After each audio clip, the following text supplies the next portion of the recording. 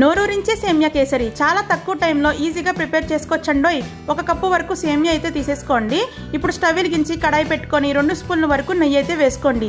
నెయ్యి బాగా కరిగిన తర్వాత గుప్పెడు జీడిపప్పు వేసేసుకోండి. దూరగా వేయించేసుకోండి. 1 గుప్పెడు వరకు ఎండు ద్రాక్ష వేసేసి బాగా వేయించేసుకొని ఒక ప్లేట్లోకి అయితే తీసేసుకోవాలండి.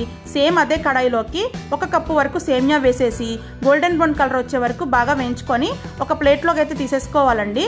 ఇప్పుడు సేమ్ కడాయిలోకి 2 కప్పుల వరకు నీళ్ళైతే వేసుకోవాలి. నీళ్లు బాగా మరుగుతున్నప్పుడు వేయించి పెట్టుకున్న సేమియా వేసేసి బాగా ఉడికించుకోవాలండి. సేమియా ఉడికిందో లేదో టెస్ట్ చేసి 1 కప్పు వరకు బెల్లం తురుము వేసేయండి. బెల్లం బాగా కరిగేటట్టు ఒకసారి అయితే బాగా కలిపేసుకోండి. బెల్లం కరిగిన తర్వాత మీకు నచ్చితేనే ఒక pinch of yellow food colour వేసుకోండి. నచ్చకపోతే స్కిప్ చేసేయండి. 1 పావు టీ స్పూన్ వరకు ఇలాచీ పౌడర్ వేసి 1 స్పూన్ వరకు నెయ్యి వేసి మనం ముందుగా వేయించి పెట్టుకున్న డ్రై ఫ్రూట్స్ కూడా వేసేసి ఒకసారి కలిపేసుకోండి.